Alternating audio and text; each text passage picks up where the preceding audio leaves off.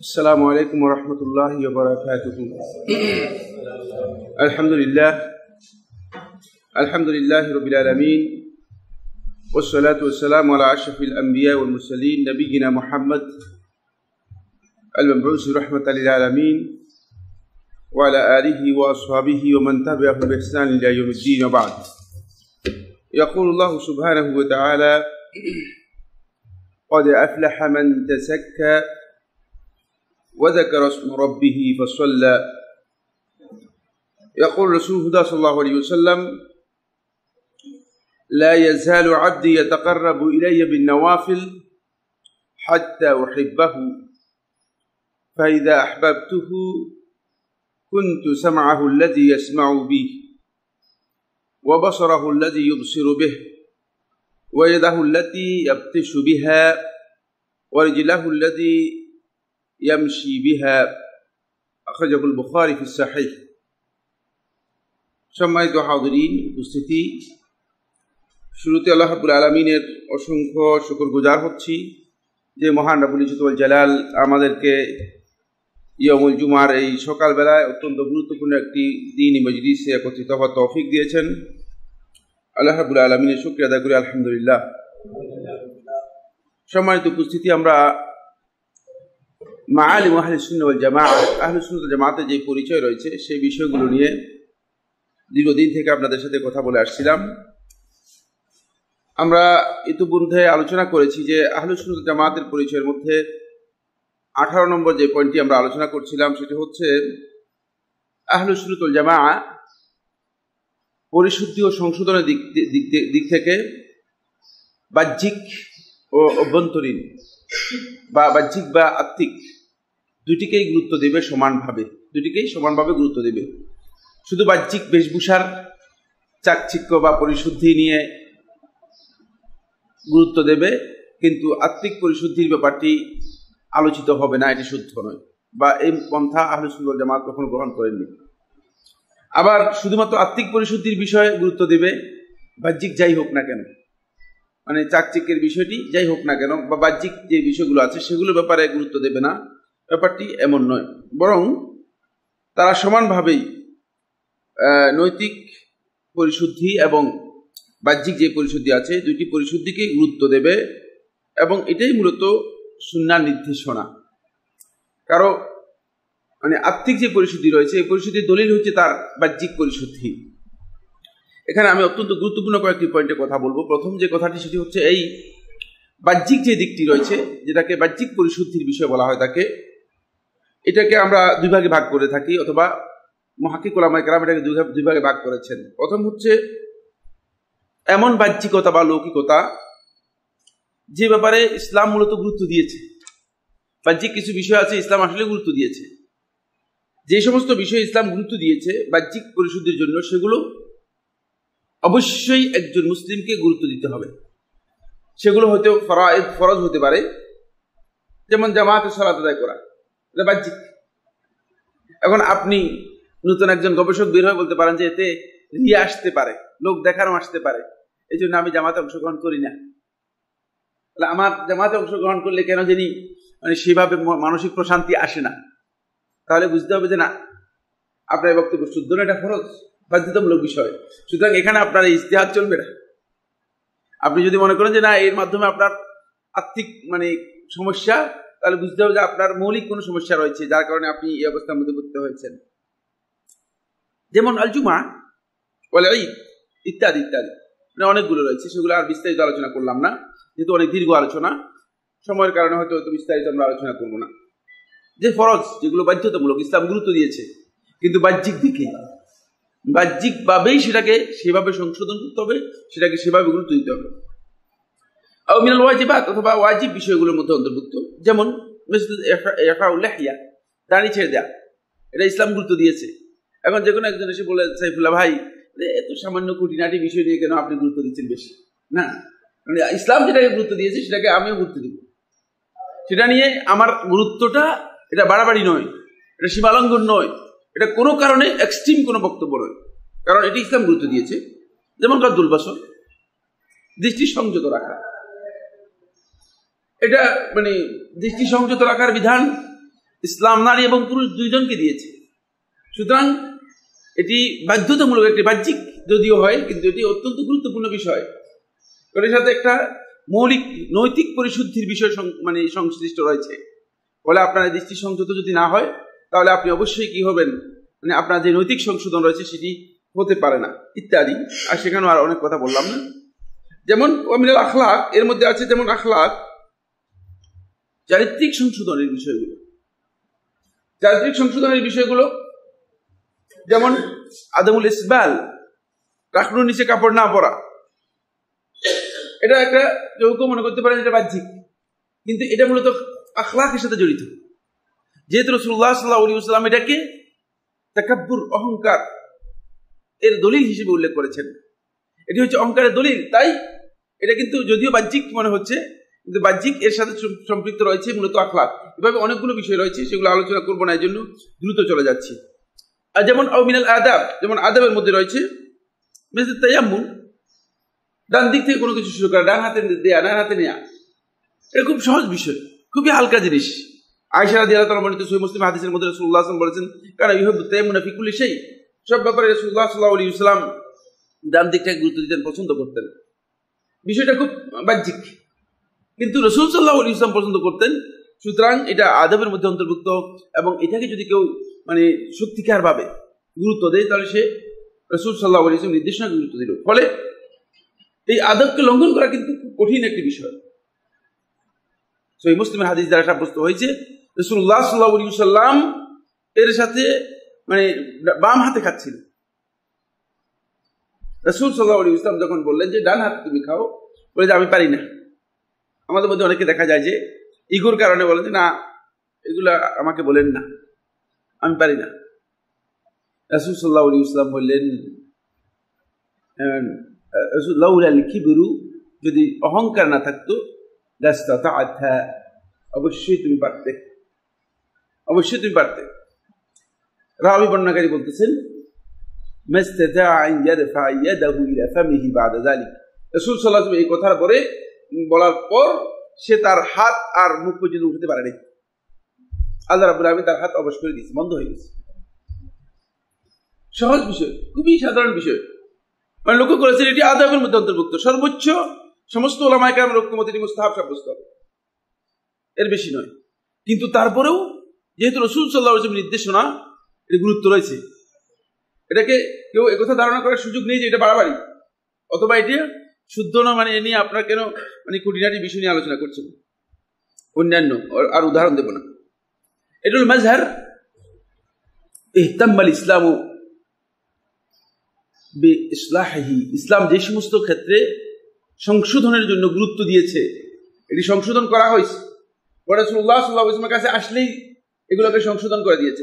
আবার দেখেন মাজহারের দ্বিতীয় দিক হচ্ছে বাহ্যিকতার বা বাহ্যিক অবস্থার দ্বিতীয় দিক হচ্ছে লাম ইয়ারিদিল ইসলামু বিইসলাহিহি, লাম ইউরিদিল ইসলামু বিইসলাহিহি, ইসলাম যেটাকে সংশোধন করার মোটেও ইচ্ছা করে নাই, সংশোধনের প্রয়োজন মনে করে নাই। ওয়ালাম ইয়াহতাম বিহি, এবং এটাকে গুরুত্ব দেয় নাই। কিছু কিছু বাহ্যিক জিনিস আছে আজকে আমরা সেটাকেই বেশি গুরুত্ব দিই।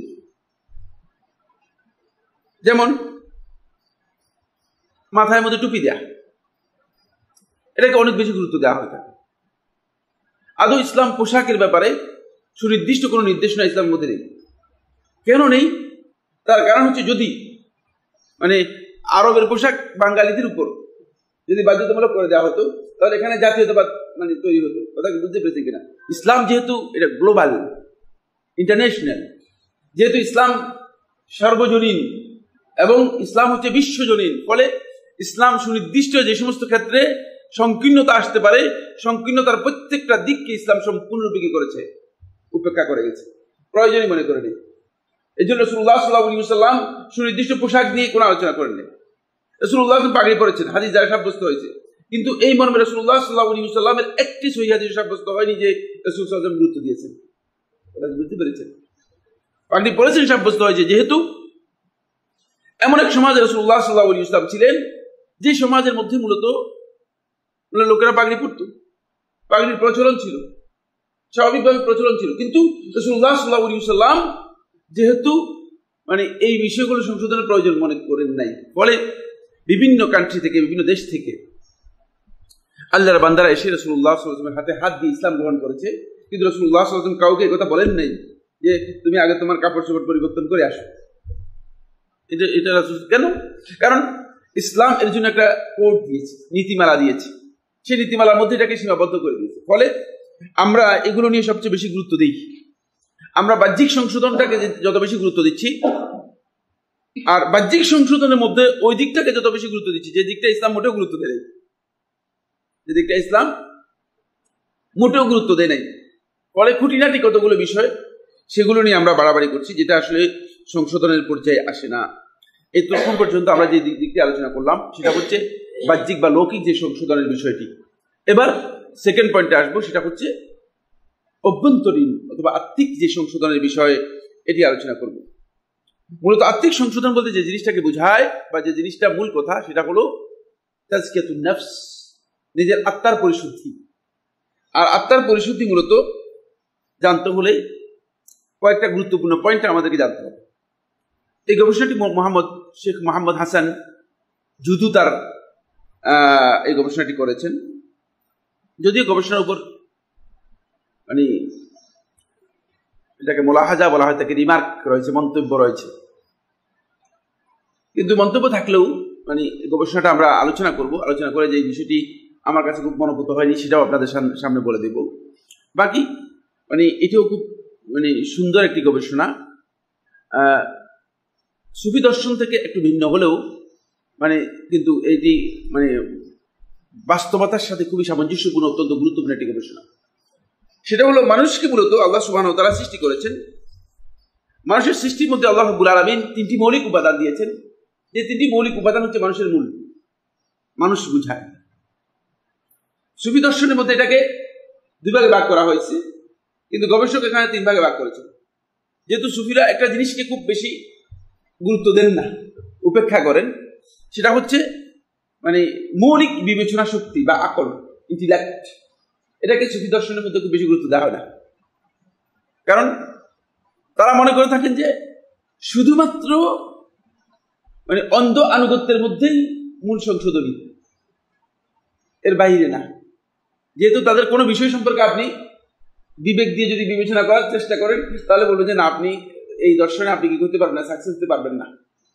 তাহলে আমরা মারিফত চর্চা করি। মারিফত যেহেতু চর্চা করি, মারিফতের মূল মন্তব্য হচ্ছে তাদের কাছে একটাই, সেটা হলো এটা বিবেকের বাহিরে, মানে বিবেকের ঊর্ধ্বে কোনো বস্তু, মানে যেটা বিবেচনা শক্তির অনেক ঊর্ধ্বে। বাস্তবতা তা না। এই গবেষক যে জিনিসটা উল্লেখ করেছে সেটা হচ্ছে মানুষকে মূলত আল্লাহ রাব্বুল আলামিন তিনটি মৌলিক উপাদান থেকে বা তিনটি মৌলিক উপাদান দিয়েছেন সৃষ্টিগত দিক থেকে।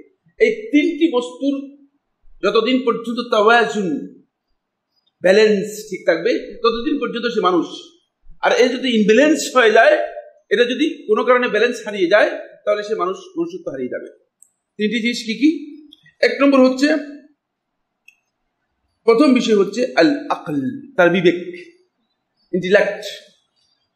আকল এর প্রকৃত সংজ্ঞা যেটি মানে ওলামায়ে কেরাম উল্লেখ করেছে, সেটা হচ্ছে হিয়া কুওয়াতুল মুদরিকা। এটি হচ্ছে কোন একটা জিনিসকে উপলব্ধি করার যে পাওয়ার বা শক্তি, এটাই। এটা আল্লাহ রাব্বুল আলামিন মানুষদের মাঝে দিয়েছেন। মানুষ ফলে কোন একটা বিষয় শুনলেও উপলব্ধি করতে পারে, আবার দেখলেও কি করতে পারে, উপলব্ধি করতে পারে। আবার যদি শুনে না দেখে তারপরে কি করতে পারে, উপলব্ধি করতে পারে কিনা। যেমন বোবা এবং কানা, এদের উপলব্ধি নেই, তাহলে বোঝা গেল এদের কুওয়া মুদ্রিকা রয়েছে, কিন্তু সেই উপলব্ধিটুকু সে মানে তার যে ইন্দ্রিয় রয়েছে, ইন্দ্রিয়ের মাধ্যমে করছে না, কিন্তু তার কাছে উপলব্ধি আছে। সেই উপলব্ধি অন্য কিছুর মাধ্যমে সে সেটা করে যাচ্ছে। যাই হোক, এই বিষয়ে মানে যেহেতু দার্শনিক আলোচনা আমাদের উদ্দেশ্য নয়, এই জন্য আমরা এত কথার মধ্যে যাচ্ছি না। দুই নম্বর বিষয় হচ্ছে মানুষের মানব দেহ, আল বাদান। মানব দেহটাও মানুষের মানে মৌলিক যে সৃষ্টি রয়েছে এর মধ্যে একটা গুরুত্বপূর্ণ উপাদান। তিন নম্বর হচ্ছে আর রূহ, মানুষের আত্মা। আর রূহ হচ্ছে মানুষের কি, আত্মা। এই তিনটি জিনিস থেকে মানে যে জিনিসটা ফর্ম করেছে পরিপূর্ণরূপে, যে জিনিসটাকে ফর্ম করা হয়েছে, এর নাম হচ্ছে নফস। এর নাম হচ্ছে কি, নফস কথাটা বুঝতে পেরেছেন কিনা?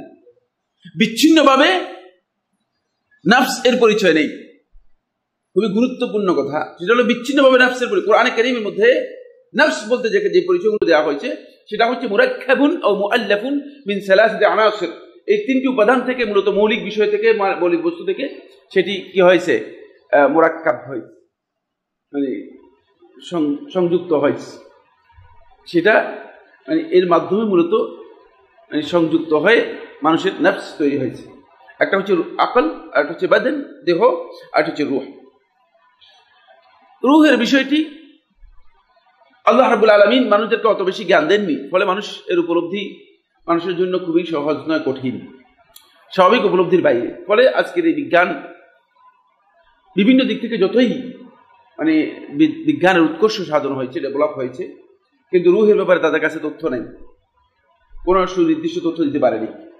তথ্য দেওয়ার বিষয়টি আল্লাহ রাব্বুল আলামিন তাদেরকে যাতে করে বেশি মানুষ এ নিয়ে মানে গবেষণা না করেন, এই জন্য আল্লাহ সুবহানাহু ওয়া তাআলা ক্লিয়ার করে দিয়েছেন, ইসআলুনাকা আনির রূহ কুলির রূহু মিন আমরি রাব্বি ওয়া মা উতীতু মিনাল ইলমি ইল্লা ক্বালিলা। আল্লাহ সুবহানাহু ওয়া তাআলা বলেন, লোকেরা আপনাকে প্রশ্ন করবে আনির রূহ, রূহ সম্পর্কে, কুলির রূহু মিন আমরি রাব্বি, আপনি বলে দিন রূহ হচ্ছে মূলত আমার রব, আমার প্রতিপালক আল্লাহ রাব্বুল আলামিনের এক নির্দেশ, ওয়ার্ড। আমারটা আরবি ভাষায় অনেকগুলো অর্থ ব্যবহৃত হয়ে থাকে, অনেকগুলো কনসেপ্ট বহন করে থাকে। এই বিষয়ে আজকের আলোচ্য বিষয় নয়, ফলে আমরা এদিকে যাচ্ছি না, কিন্তু সহজ অনুবাদ যেটা, মানে সহজ কথা যেটা, সেটা বলে দিলাম। কুলি রূহু মিন আমরি রাব্বি, এটি আমার রবের একটি ওয়ার্ডার। এরপরে আল্লাহ রাব্বুল আলামিন সতর্ক করে দিচ্ছেন, কারণ এ নিয়ে আরো মানুষের মধ্যে হয়তো গবেষণার একটা পথ খুলতে পারে। কারণ মানুষ চিন্তা করতে পারে, মানুষের তো একটা টেন্ডেন্সি আছে, সেটা হচ্ছে মানুষ সবসময় চায় যে মানে একটা জিনিসের প্রতি মানে তার একটা মানে কৌতূহল থাকে, যে এটা কিভাবে জানা যায়, এটা কিভাবে বোঝা যায়, মানে এই ধরনের একটা কৌতূহল তার মধ্যে, মানুষের মধ্যে স্বাভাবিকভাবে কাজ করে থাকে, সবসময়টি কাজ করে। ফলে আল্লাহ রাব্বুল আলামিন বলছেন, ওয়া মা উতীতু মিনাল ইলমি ইল্লা ক্বালিলা, তোমাদেরকে যে ইলম দেওয়া হয়েছে এটি একেবারেই কম, নগণ্য। সুতরাং এই নিয়ে তোমরা আসলে এই বিষয় নিয়ে গবেষণা করার দরকার নেই, কারণ গবেষণার কাজ নেই। কিন্তু দেখা গিয়েছে যে এটা নিয়ে সবচেয়ে বেশি গবেষণা হয়েছে, এবং এখানেই সবচেয়ে বেশি কি হয়েছে, চর্চা মানুষের মধ্যে হয়েছে। যারা আজকে রূহের কথা বলছেন, তারা রূহের জগৎ নিয়ে পর্যন্ত মানে বক্তব্য দিচ্ছেন, আন্দাজ অনুমানের উপর রূহের জগৎ পর্যন্ত বক্তব্য দিচ্ছেন, অথচ রূহ সম্পর্কে কোনো তথ্য আমাদের কাছে নেই। রূহের জগৎ তো দূরের কথা, সে বিষয় আলোচ্যের বিষয় না। বলছিলাম যেটা, সেটা হলো এই গবেষক তিনি এই গবেষণার মধ্যে তিনটি জিনিস উল্লেখ করেছেন, যে তিনটি জিনিসকে আল্লাহ রাব্বুল আলামিন মানে মানুষের জন্য মূল উপাদান করেছেন। বলে এই তিনটি দিককে সংশোধনের জন্য আমরা যদি রাসূলুল্লাহ সাল্লাল্লাহু আলাইহি ওয়াসাল্লাম হাদিসের দিকে যাই, হাদিসে জিবরিলে যাই, তাহলে আমরা দেখতে পাবো যে আল্লাহ রাব্বুল আলামিন তিনটি বিষয়কে কি করেছেন, এর জন্য নির্ধারণ করেছেন। এটা লেখকের গবেষণা, আমি পরে বলছি যে আমার মন্তব্য এই বিষয় সম্পর্কে আলোচনা করব। তিনি বলতেছেন, ওয়ালি ইসলাহি কুল্লি মিন হাযিহিল আনাসির, এই যে মানে উপাদানগুলো বা বিষয়গুলো উল্লেখ করা হলো তিনটি, এগুলোকে সংশোধন করার জন্য, এগুলোকে পরিমার্জন করার জন্য, পরিশুদ্ধ করার জন্য যা আল ইসলাম বিসালাসাতি উমুর, ইসলাম তিনটি জিনিস নিয়ে এসেছে। আল আউয়াল, প্রথম হচ্ছে আল ইসলামু লিমাসলাহাতিল বাদান, মানুষের দৈহিক সংশোধন এর জন্য যে নির্দেশনা মানুষদেরকে দেওয়া হয়েছে সেটা হচ্ছে ইসলাম। ইসলাম বলতে তিনি যেটি বুঝিয়েছেন সেটা হচ্ছে এখানে শরিয়া, শরীয়তের যে বিধানগুলো আছে এগুলো মানুষের দৈহিক যে সংশোধন রয়েছে এই সংশোধনের সাথে জড়িত। ফলে আমরা দেখতে পাবো রাসূলুল্লাহ সাল্লাল্লাহু আলাইহি ওয়াসাল্লামকে যখন ইসলাম সম্পর্কে আজকে জিবরিলের মধ্যে প্রশ্ন করা হয়েছে, তখন তিনি এই বিষয়গুলো উল্লেখ করেছেন। আল ইসলামু আন তাশহাদা আল্লা ইলাহা ইল্লাল্লাহ ওয়া আন্না মুহাম্মাদার রাসূলুল্লাহ ওয়া তুকিমাস সালাহ ওয়া তুতি যাকাহ ওয়া তাসুমা রমাদান ওয়া তাহুজ্জা বাইতুল্লাহিল হারাম ইন ইসতাতা ইলাইহি সাবিলা। হাদিসে জিবরিল মধ্যে রাসূলুল্লাহ সাল্লাল্লাহু আলাইহি ওয়াসাল্লাম স্পষ্ট করে এই বিষয় উল্লেখ করেছেন। ফলে বুঝে যাচ্ছে যে ইসলামের পরিচয় মানে বাহ্যিক যে কাজগুলো আছে, লৌকিক যে কাজগুলো আছে, সেগুলোর মাধ্যমে রাসূলুল্লাহ সাল্লাল্লাহু আলাইহি ওয়াসাল্লাম দিয়েছেন। সুতরাং এগুলো যদি সংশোধন না হয়ে থাকে তাহলে সে সত্যিকার ইসলামের পরিচয় গ্রহণ করতে পারবে না। আচ্ছা, দ্বিতীয় হচ্ছে আল ঈমানু লিমাসলাহাতিল আকল, আল ঈমান লিমাসলাহাতিল আকল, বিবেচনা শক্তি, বিবেককে সত্যিকার ভাবে শুদ্ধ রাখার জন্য, যথাযথ রাখার জন্য মানে ঈমানের নির্দেশনা দেওয়া হয়েছে। কারণ এর মাধ্যমে আপনি নিজের বিবেচনাকে নিজের চিন্তাধারাকে সংশোধন করতে পারবেন। এখানে আকল এর সাথে মূলত আকীদা এবং ফিকহের দুইটার সম্পর্ক রয়েছে। আকীদা হচ্ছে আপনার বদ্ধমূল যে ধারণা, এটাকে কমনলি আকীদা বলা হয় থাকে। ইসলামে আকীদা বুঝাচ্ছি না, আকীদার কমন অর্থ বুঝাচ্ছি, যেটা হলো একজন ব্যক্তির এমন ধারণা যে ধারণা তার অন্তরের মধ্যে বদ্ধমূল হয়েছে, এটাকে আকীদা বলা হয়। এটা সমস্ত পরিভাষা, সমস্ত রিলিজিয়নের ব্যাপার, এটা শুধুমাত্র ইসলামের সাথে সম্পৃক্ত। ইসলামী আকীদার সংজ্ঞা ভিন্ন। সেকেন্ড যেটা, সেটা হলো আল ফিকহ, মানুষের চিন্তা জগৎ। এটি অনেক ওয়াইড। একজন মানুষ যদিও দেখতে 3.5 হাত মনে হয়, কিন্তু তার চিন্তা এত বিস্তৃত যে এই পৃথিবীর চেয়েও বিশাল। ফলে এই চিন্তার এই জগৎটাকে মূলত সত্যিকার পরিশুদ্ধ করার জন্য ঈমানিয়াতের মৌলিক যে বিষয়গুলো আছে, ঈমান সংশ্লিষ্ট যে মৌলিক বিষয়গুলো আছে, সেগুলো অপরিহার্য করে শুনতে হবে। কিন্তু সরাসরি লেখকের বক্তব্য যে আকলকে সংশোধনের জন্য ঈমান বা আকলের সংশোধনের নিমিত্তে ঈমানের বিধান দেওয়া হয়েছে, এটা একটু সরাসরি কি নয়, শুদ্ধ বক্তব্য নয়, সরাসরি শুদ্ধ বক্তব্য নয়। কারণ হচ্ছে ঈমানের অনেক বিষয় আছে যেগুলো আকলের সাথে সম্পৃক্ত নয়, আছে কিনা? আল ঈমানু বিল গায়ব ওয়া ইউমিনুনা বিল গায়ব, এটা আকলের সাথে সম্পৃক্ত নয়। কারণ ঈমান বিল গায়ব যেটা, এটা আকলের সাথে সম্পৃক্ত নয়। যদি আকলের সাথে সম্পৃক্ত হতো তাহলে তো আমরা ভালো করে বুঝতে পারতাম যে আকল দিয়ে এই জিনিসটা আসলে। যেমনি ভাবে শরীয়তের অনেক গুরুত্বপূর্ণ আহকাম রয়েছে, যে আহকামগুলো আকলের সাথে সম্পৃক্ত নয়, আকলের সাথে সম্পৃক্ত নয়। আকলের সাথে সম্পৃক্ত হলে তাহলে আমরা এর বিধান, এর মূল মর্ম কি বা এর মাধ্যমে কি বোঝানো হয়েছে সেটা আমরা বুঝতে পারতাম, কিন্তু এটি আকলের সাথে সম্পৃক্ত নয়। ফলে এখানে একটু গবেষণার মধ্যে কি আছে, বিচ্যুতি আছে। আসলে তৃতীয় হচ্ছে আল ইহসান লিমাসলাহাতির রূহ। আল ইহসান হাদিস জিবরিলের মধ্যে আপনারা জানেন ইহসান সম্পর্কে এসেছে, ইহসান লিমাসলাহাতির রূহ, মানুষের আত্মাকে সংশোধন করার জন্য।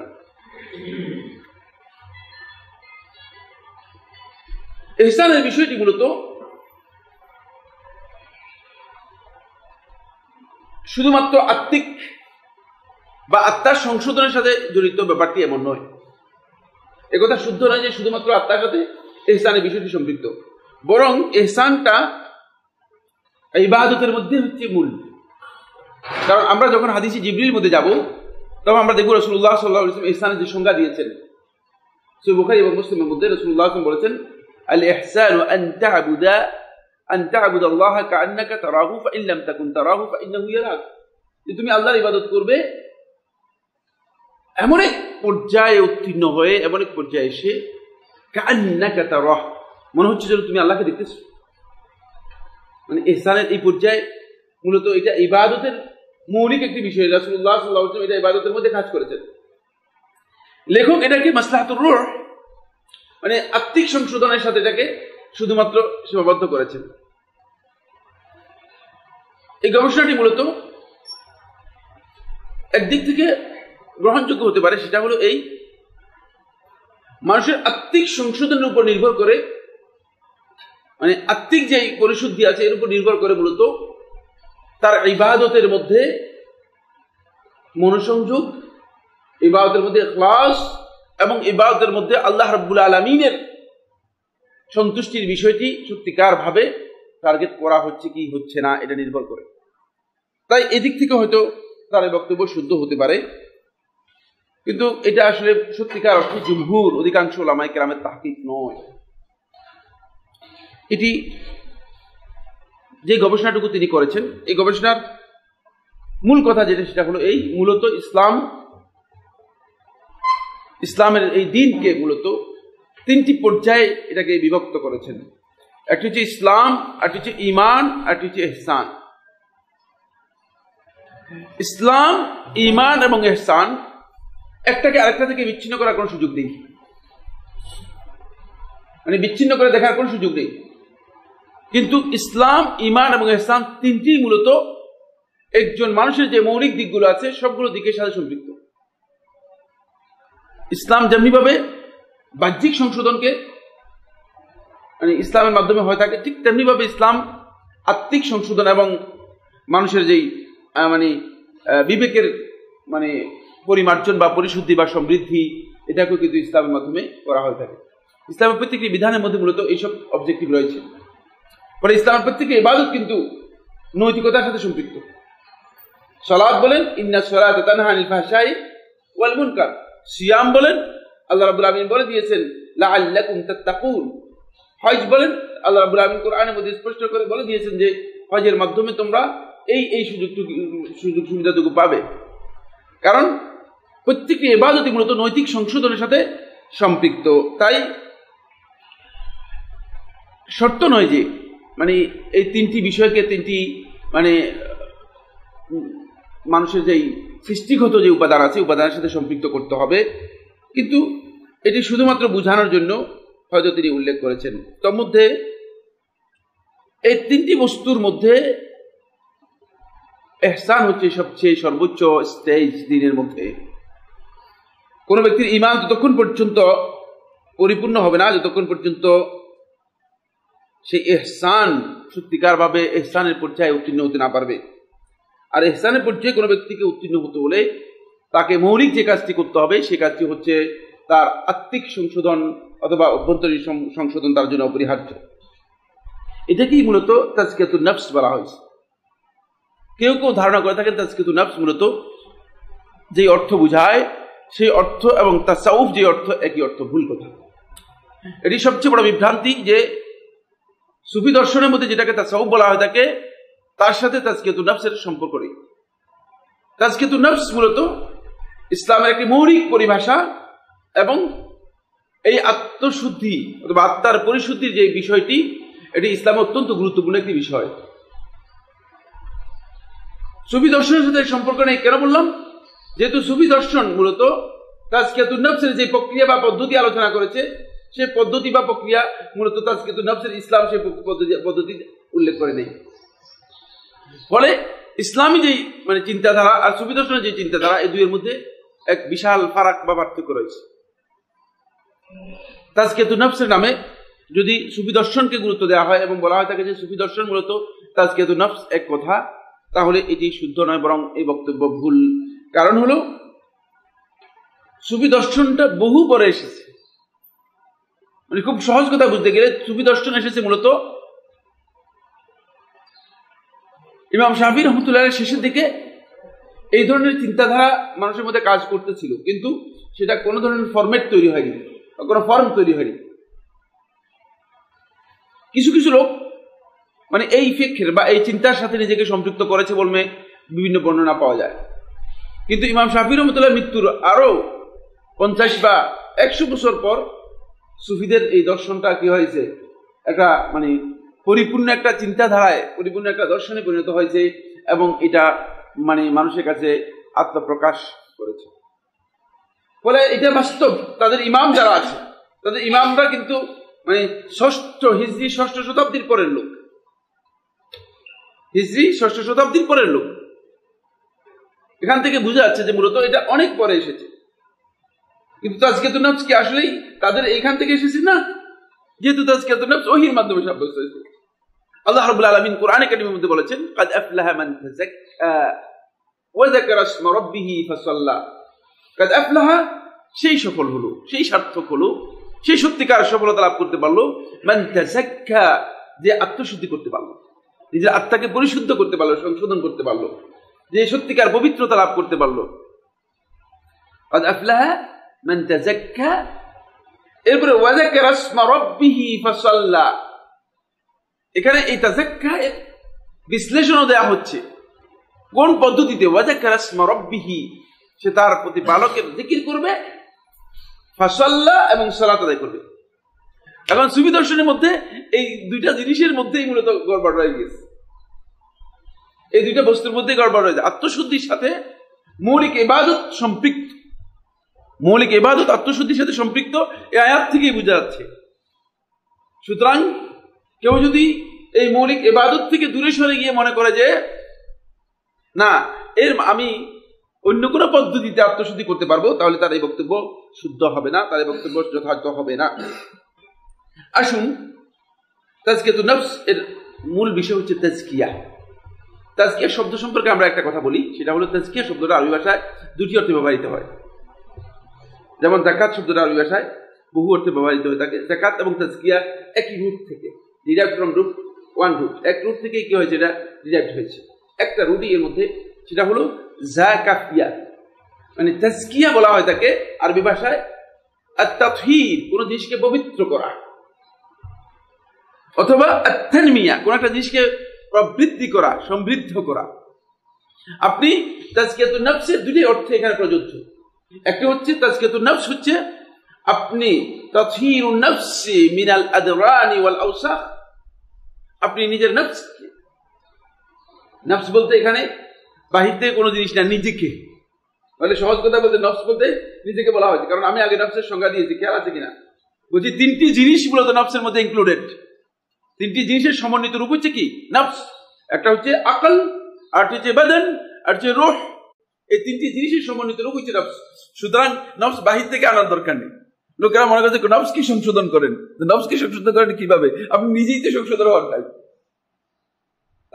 তাদের ধারণা হচ্ছে নফস হচ্ছে বাহিরের কোনো জিনিস, মনে হয় যেন এটাকে নিজের ট্রিটমেন্ট করতেছে, বাহিরের একটা জিনিস না, বরং আপনি মূলত নিজেকেই এই তাতহীর, আপনি নিজেকেই পবিত্র করবেন মিনাল আদরানি ওয়াল আওসাখ, সকল প্রকার অশ্লীল, খারাপ, গর্হিত, নিষিদ্ধ এবং অপছন্দনীয় কাজ থেকে নিজেকে সম্পূর্ণরূপে পবিত্র করবেন। এই পবিত্রতা যদি হাসিল না হয়ে থাকে, তাহলে মূলত আপনি সত্যিকার ভাবে কি করতে পারবেন না, নিজেকে সমৃদ্ধ করতে পারবেন না। যখনই পবিত্রতা হাসিল হবে, তখনই দ্বিতীয় স্টেজ, সেটা হচ্ছে তানমিয়াতুহা আলা আল আখলাকিল ফাদিলা, উত্তম যে চরিত্র আছে, এই উত্তম চরিত্রের মাধ্যমে এরপরে আপনি নফসকে ডেভেলপ করবেন, এটাকে তৈরি করবেন, সমৃদ্ধ করবেন। সুতরাং প্রথমে আপনাকে পবিত্র করতে হবে। স্বাভাবিক কথাই, প্রত্যেকটা জিনিসের মূলত মানে এটা কিন্তু পৃথিবীর মানে বাস্তবতার সাথে একেবারেই সামঞ্জস্যপূর্ণ। এটা সমস্ত বস্তুই মূলত প্রথমে পবিত্র বা পরিচ্ছন্ন করা হয়, পরিষ্কার করা হয়, তারপরে সেটাকে ডেভেলপ করা হয়, ঠিক কিনা? রাস্তা প্রথমে পরিষ্কার করে দূর করে তারপরে এটার উপরে কি করা হয়, কার্পেটিং করা হয়। ঘরে প্রথমে ময়লা দূর করে তারপরে রং করা হয় থাকে। প্রত্যেকটি জিনিসের এইভাবে ডেভেলপের সিস্টেম হচ্ছে এটাই। তাই একই পদ্ধতিতে মূলত আপনি যদি নিজেকেও সেটা করতে চান, নিজেকেও সত্যিকার তানমিয়ার মধ্যে আনতে চান, সমৃদ্ধির মধ্যে আনতে চান, অথবা নিজের আত্মার সমৃদ্ধি ঘটাতে চান, তাহলে প্রথম হচ্ছে আত্মাকে দূর করতে হবে ওই সমস্ত আওসাখ থেকে, ময়লা থেকে, যে ময়লাগুলো মূলত আত্মার মধ্যে লেগে আছে। সেটা গুনার মাধ্যমে হতে পারে, সেটা মানে কোনো খারাপ কাজের মাধ্যমে হতে পারে, খারাপ কথার মাধ্যমে হতে পারে। এখানে তিনটা জিনিসই সম্পৃক্ত।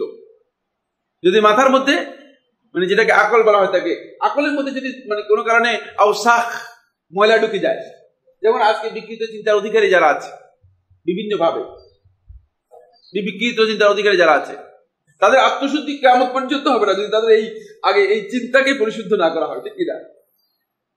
কোনোদিন কেউ যদি বলে যে তাদের আত্মশুদ্ধি হয়ে যাবে, আমি বিশ্বাস করবো না, বিশ্বাস করার সুযোগ নেই। কারণ প্রথমে আকলকে কি করতে হবে, তার এই গর্হিত চিন্তা অথবা তার এই খারাপ চিন্তা, এটাকে কি করতে হবে, সংশোধন করতে হবে। আগে এটাকে ধুয়ে ময়লা মুক্ত করতে হবে। এখানে অনেক ময়লা জমে গেছে, বিভিন্ন ধরনের ময়লা জমে গেছে। তারপরে আসতে হবে কোথায়? তারপরে আসতে হবে তার রূহের মধ্যে। রূহের সংশোধনের ব্যাপারে দেখতে হবে যে মানে আত্মার সাথে আসলে কি কি সমস্যা জড়িত হয়ে গেছে। আত্মার সাথে মৌলিক কারোর সাথে প্রেম লেগে গিয়েছে, কারোর প্রতি এমন ভক্তি এসে গিয়েছে যে তাকে মাবুদের পর্যায়ে নিয়ে গিয়েছে। মানে হুজুরের কাছে মুরিদ হয়েছে, মুরিদ হয়ে হুজুরকে আল্লাহর পরিবর্তে মাবুদ হিসেবে, কেবলা হিসেবে মেনে নিয়েছে। নাউজুবিল্লাহ কোনো কারণ নেই। এই বাংলাদেশে অন্তপক্ষে 10-12 হাজার কেবলাই আছে। আপনি কি বলতেছেন? কোনো কারণ নেই, একজন দুইজন নয়। সুতরাং মানে আমাদের সতর্ক হতে হবে, মুসলমানদের কেবলা কোন দিকে আর তাদের কেবলা কোন দিকে। আপনি কি এদেরকে সংশোধন করতে পারবেন? এদের আত্মশুদ্ধি হচ্ছে? কারণ আসল তো আপনার রূহ তো মনে বরবাদ হয়ে গেছে। আপনি তো মানে রূহকে নিয়ে গেছেন অন্যদিকে। আসলে কিয়ামত পর্যন্ত আপনি শুদ্ধ করতে পারবেন না। শুদ্ধ করতে হলে আপনার আগে কি করতে হবে? এগুলো শুদ্ধ করতে হবে। তারপরে আসতে হবে যে গায়ের মধ্যে কি আপনার সমস্যা তৈরি হয়েছে, কোথায় সমস্যা, চোখ ঠিক আছে কিনা, কান ঠিক আছে কিনা, সব ঠিক আছে। শুধুমাত্র সিনেমা দেখতে ভালো লাগে, নামাজ 5 ওয়াক্ত ঠিক মতোই পড়ে, সিনেমা দেখতে ভালো লাগে, তাহলে বুঝতে হবে যে এটাকে সংশোধন করতে হবে, অন্যথায় আত্মাশুদ্ধি হবে না। এই জন্য বাহ্যিক এই দিকগুলো কি করতে হবে, প্রথমে সংশোধন করতে হবে। সংশোধন যদি আমরা করতে পারি তাহলেই কেবলমাত্র এটাকে ডেভেলপ করতে পারবো, অন্যথায় ডেভেলপ হয় না। কারণ পচা জিনিসের মধ্যে, ময়লা ময়লা দুর্গন্ধযুক্ত জিনিসের মধ্যে মানে এটার উপর কি হয় না, মানে ভালো কোনো কিছু তৈরি করা সম্ভব হয় না। খাবার নষ্ট হয়ে গেছে, এটাকে যতই আপনি মানে পরিশুদ্ধ করার চেষ্টা করেন, এটা আগে কি করতে হবে, এটার যে সমস্যা সেটা দূর করতে হবে, অন্যথা পরিশুদ্ধ হবে না। ফলে এখানে আমাদের পরিশুদ্ধির সমস্যা রয়ে গেছে। দীর্ঘ আলোচনার মধ্যে আরেকটি পয়েন্টে কথা বলবো, সেই পয়েন্টটা হচ্ছে আত্মশুদ্ধির জন্য। এটি সুফি দর্শনের মধ্যেও অবশ্য এই বক্তব্য এসেছে, কিন্তু হুবহু আমরা যেভাবে বলছি এভাবে আসেনি। কিন্তু ইলমুত তারবিয়ার যারা গবেষক, এই গবেষকরা এ বিষয়ে তারা বলেছেন যে এখানে নফস এর সাথে ব্যক্তির সাথে, নফস এবং ব্যক্তির সাথে সে তিনটি তাআমুল, ডিলিংস, তাআমুল বলা হয় ডিলিংসকে, মানে নফসের সাথে আপনি কিভাবে ডিল করবেন, তিনটা ডিলিংস এখানে অত্যন্ত তিনি মূলনীতি রয়েছে। এই মূলনীতির ভিত্তিতে আপনি নফসকে সংশোধন করার জন্য এই ডিলিংসটা করবেন। এটা এই জন্য যাতে করে মানে নফস আপনার অনুগত হয় আর নফস আপনার মাবুদ না হয়। বুঝতে পেরেছেন তো?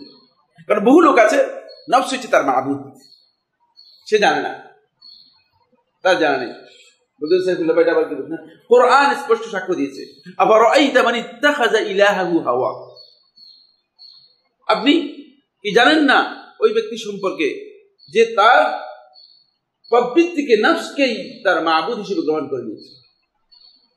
ফলে যে ব্যক্তির মাবুদ নফস হয়ে গিয়েছে, সে নফসের এত অনুগত যে নফস আজকে চাইলেও ঠিক আছে, নফসের অনুগত হয়ে চলে গিয়েছে যেখানে যাওয়ার, হয়তো বলছে আজকে ঠিক আছে, আজকে দেখি এক জায়গায় গিয়ে আড্ডা দিয়ে আসে, না সময়ের কোনো গুরুত্ব বুঝে না কোনো কিছু, যেহেতু সে নফসের অনুসারী।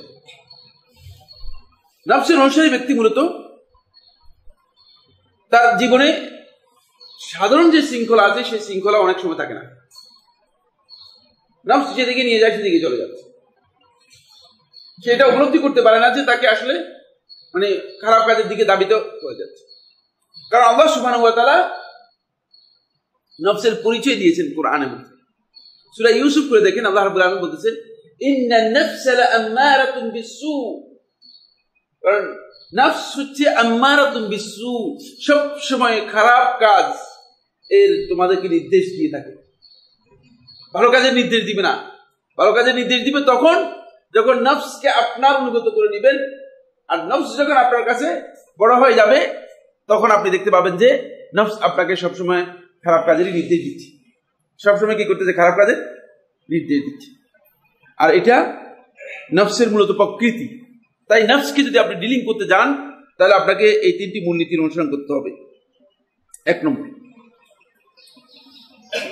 আল ইনসাফু মিনহা ওয়া আদামু তাবরিয়াতিহা, নফস থেকে আপনি সত্যিকার ভাবে এই ক্ষেত্রে ইনসাফ করবেন। কখনো নফসকে একেবারে নিষ্কলুষ দোষ মুক্ত মনে করা যাবে না, কারণ দোষের সাথে এর সম্পৃক্ততা আছেই। বুঝতে পেরেছেন কিনা? দোষের সাথে এর একটা সম্পৃক্ততা আছেই। সুতরাং এটাকে কোনোভাবে আপনি নিষ্কলুষ মনে করবেন না। ফলে ইউসুফ আলাইহিস সালাম আসলে অন্যায় করেননি। বুঝতে পেরেছেন কিনা? সেখানে কোন ধরনের অন্যায় বা অশ্লীল কাজ সংঘটিত হয়নি, বাস্তবতা কোরআন সাক্ষ্য দিচ্ছে। কিন্তু নফস এর একটা অংশ রয়ে গিয়েছিল। ফলে আল্লাহ রাব্বুল আলামিন তার কোরআনের ভাষায় বলতেছেন যে ওমা উবাররিউ নাফসি ইন্নান নাফসা লাআম্মারাতুন বিসসু, আমি আবার নফসকে বরি মনে করতেছি না, দোষ মুক্ত মনে করতেছি না, নিষ্কলুষ মনে করতেছি না। নফসকে নিষ্কলুষ মনে করার সুযোগ নেই। কথা বুঝতে পেরেছেন কিনা? কারণ যে কোনো সময় নফস ঢুকে যেতে পারে, আপনি জানেন না, হয়তো এর মধ্যে নফসের একটা দখল থেকে যেতে পারে। বা আপনি সোজা আল্লাহর ওলি মানুষ হেঁটে চলে যাচ্ছেন, দেখলেন যে এভাবে ডান দিকে বাম দিকে তাকাতে তাকাতে আপনার নফস অনেক দিক থেকেই আপনাকে পথভ্রষ্ট করে দিয়েছে, অনেক গুনাহ হয়ে গেছে, আপনি নিজেও যাচ্ছেন, অনিচ্ছাকৃত ভাবে গুনাহ হয়ে যায় মানুষের। ফলে নফসের সাথে যদি কোনো ব্যক্তি তাআমুল করে, তখন তার উপর ওয়াজিব হচ্ছে যেটা, সেটা হলো সে তাবরিয়াতুন নফস করবে না কখনো। প্রশ্ন করতে পারেন যে সাইফুল্লাহ ভাই, তাবরিয়াতুন নফস করলে অসুবিধাটা কি? ভীষণ অসুবিধা।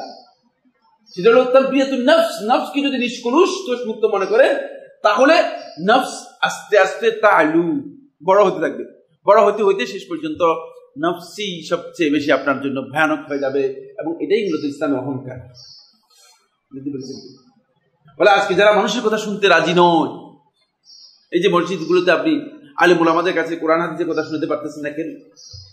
যেহেতু মাবুদুহুম আন-নফস, নফসই হচ্ছে তাদের মাবুদ।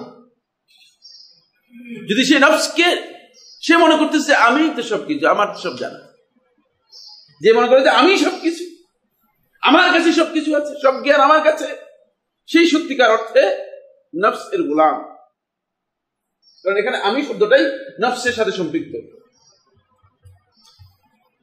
এক নম্বর পয়েন্ট আমরা ইনশাআল্লাহ তাআলা আগামী দার্সের মধ্যে এই বিষয়টি শেষ করব, যেহেতু আজকে আর আগাতে পারলাম না। আবার এদিক দিয়ে রাস্তা বন্ধ, আমাদেরকে একটু দ্রুত যেতে হবে। আমরা নফসের সাথে কাইফে নাতাআমাল মা আন-নফস, নফসের সাথে কিভাবে ডিলিংসটা হবে আমাদের, এই বিষয়টি ইনশাআল্লাহ তাআলা পরবর্তী ক্লাসে আলোচনা করব। হাযা ওয়া সাল্লাল্লাহু আলা নবিয়িনা মুহাম্মদ ওয়া আলা আলিহি ওয়া আসহাবিহি ওয়াসাল্লাম। এক নম্বর হচ্ছে জুমার সালাতে বা ঈদের সালাতে সম্মিলিত মুনাজাত কিভাবে করবে। মানে সালাত যথেষ্ট নয়, আবার মুনাজাত লাগবে, ব্যাপারটা এমন কিনা? আমরা ইসলামের অনুসারী, প্রবৃত্তির অনুসারী নয়। অল্প আগেই তো কথাই বললাম, সম্মিলিত মুনাজাত কিভাবে করব, কেন করব? কারণ আমার ইসলাম তো, আমার সালাতই সবচেয়ে বড় দোয়া। সুতরাং প্রশ্নই আসে না যে ঈদের সালাতের মধ্যে অথবা জুমার সালাতের মধ্যে রাসূলুল্লাহ সাল্লাল্লাহু আলাইহি ওয়াসাল্লাম যে কাজ করেননি, প্রমাণিত হয়নি, সে কাজ করার প্রশ্নই আসলে কোনোভাবেই করবো না, আমরা কোনোভাবেই আমরা করবো না। বুঝতে পেরেছেন কিনা?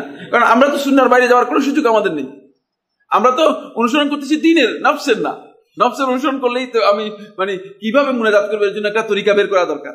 তরিকার কোনো দরকার নেই। রাসূলুল্লাহ সাল্লাল্লাহু আলাইহি ওয়াসাল্লাম যে কাজ করেন নাই, সে কাজের জন্য আমাদের কোনো তরিকার প্রয়োজন নেই। সালাতের পর নাকি খুতবার সময়, সালাতের পর তো কোনো মুনাজাত নেই, কিন্তু খুতবার মধ্যে তো মানে দোয়া রয়েছে, খুতবার মধ্যে দোয়া রয়েছে। খুতবার মধ্যে আল্লাহর বান্দাগণ দোয়া করবেন, রাসূলুল্লাহ সাল্লাল্লাহু আলাইহি ওয়াসাল্লাম হাদিস দ্বারা সাব্যস্ত হয়েছে। সুনান তিরমিজি riwayat-এর মধ্যে এসেছে, যাতে ইবনে সাবত আনসারী রাদিয়াল্লাহু আনহু করেন, তিনি বলেন ফাইন্না দা'ওয়াতাহুম তুহিতু মিন ওয়ারাইহিম। মুসলমানরা যখন দোয়া করে, তখন মুসলমানদের এই দোয়াটা চতুর্দিক থেকে মুসলমানদেরকে পরিবেষ্টিত করে তাদেরকে হেফাজত করে। আসল জিনিস হারিয়ে গেছে, দোয়ার পদ্ধতি হারিয়ে যাওয়ার কারণে এখন আর দোয়ার তো কোনো দাম নেই। কারণ দোয়া তো বিদআতি দোয়া, তো আল্লাহ তাআলার কাছে কবুল হবে না। বুঝতে পেরেছেন কিনা? বিদআতি দোয়া আবিষ্কার করে নিয়েছি, বিভিন্ন দোয়া, আখিরি মুনাজাত, এই দোয়া সেই দোয়া, বিদআতি দোয়া আবিষ্কার করে নিয়েছি, যে দোয়ার মধ্যে মূলত ইসলামের কোনো অংশ নেই।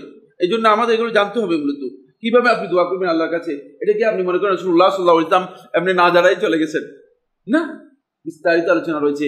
আমরা শুধু যদি সম্ভব হয় শেখুল ইসলাম ইবনে কাইয়িম রাহমাতুল্লাহ আলাইহি লেখা আল জাওয়াউল কাফি, এই কিতাবটি পড়ে নিতে পারেন, সবচেয়ে গুরুত্বপূর্ণ কিতাব। এবং আমি মনে করে থাকি যে যদি কেউ এই কিতাব না পড়ছেন, আমি মনে করি যে সে আলেমই না, কারণ যেটি অত্যন্ত গুরুত্বপূর্ণ বিষয়। সেকেন্ড পয়েন্ট হলো, বুখারী ও মুসলিমের হাদিসে শুধু আজানের উত্তর দেওয়ার কথাই বলা হয়েছে, ইকামতের উত্তর কথা বলা হয়নি। আজান এবং ইকামত দুটাকে একই লফজে ব্যবহার করা হয়। বুঝতে পেরেছেন কিনা? আজান এবং ইকামত দুটাকে একই অর্থে ব্যবহার করা হয় থাকে। যেহেতু রাসূলুল্লাহ সাল্লাল্লাহু আলাইহি ওয়াসাল্লাম একটা হাদিসের মধ্যে বলেছেন, মা বাইনাল আযানাইনি সালাহ, দুই আজানের মাঝখানে সালাত রয়েছে। দুই আজান কোনটা কোনটা? আজান এবং ইকামত। বুঝতে পেরেছেন কিনা? আজান আর ইকামতের ভিন্ন কোনো পরিভাষা নেই। যেখানে আজান সেটা ইকামত। প্রথম সময় আজ শুধু আজানই ছিল, ইকামতই ছিল, আজান ছিল না। পরবর্তী সময় সেটাকে আজান হিসেবে আখ্যা করা হয়েছে, বৃদ্ধি করা হয়েছে। সুতরাং আজান এবং ইকামত দুইটা একই হুকুম ইসলামের মধ্যে, দুইটার বিধান একই। ইকামতের উত্তর দিতে হবে কি, ইকামতের উত্তর দেওয়ার বিষয়ে আলেমদের মধ্যে মতবিরোধ রয়েছে। কিন্তু কেউ কেউ বলেছেন যে মুস্তাহাব হচ্ছে ইকামতের উত্তর দেওয়া, এবং আমি মনে করি যে এটাই মূলত শুদ্ধ কথা, এটাই শুদ্ধ কথা। যেহেতু রাসূল সাল্লাল্লাহু আলাইহি ওয়াসাল্লামের এই হাদিস থেকে এটা বোঝা যায়। অনেকেই শুধু আশহাদু আন্না মুহাম্মাদুর রাসূলুল্লাহ এরপর বলে থাকেন, এটা অনেকে শুধু আশহাদু আন্না মুহাম্মাদার রাসূলুল্লাহ বলার পর সাল্লাল্লাহু আলাইহি ওয়াসাল্লাম বলে থাকে, এটা কি ঠিক? আশহাদু আন্না মুহাম্মাদার রাসূলুল্লাহ এটা বলার পর যদি কেউ সাল্লাল্লাহু আলাইহি ওয়াসাল্লাম বলেন তাহলে ভুল করেননি, তবে এটা রাসূলুল্লাহ সাল্লাল্লাহু আলাইহি ওয়াসাল্লামের মানে কোন সহিহ রিওয়ায়াতের মাধ্যমে সাব্যস্ত হয়নি। তবে তার নাম যদি আসে, কেউ যদি সাল্লাল্লাহু আলাইহি ওয়াসাল্লাম বলে তিনি বলতে পারেন, জায়েজ রয়েছে। প্রশ্ন তো লিখিত, মুখে বলেন বলেন মুখে বলেন, আমার হাতে সময় নেই। না, জুলাইখার বক্তব্য, জুলাইখার বক্তব্য হলো মানে এখানে মানে নফসের ব্যাপারে মানে মূল কথা বলা হচ্ছে, যেহেতু মানে তার সেখানে কিছু নফসের একটা সম্পর্ক ছিল।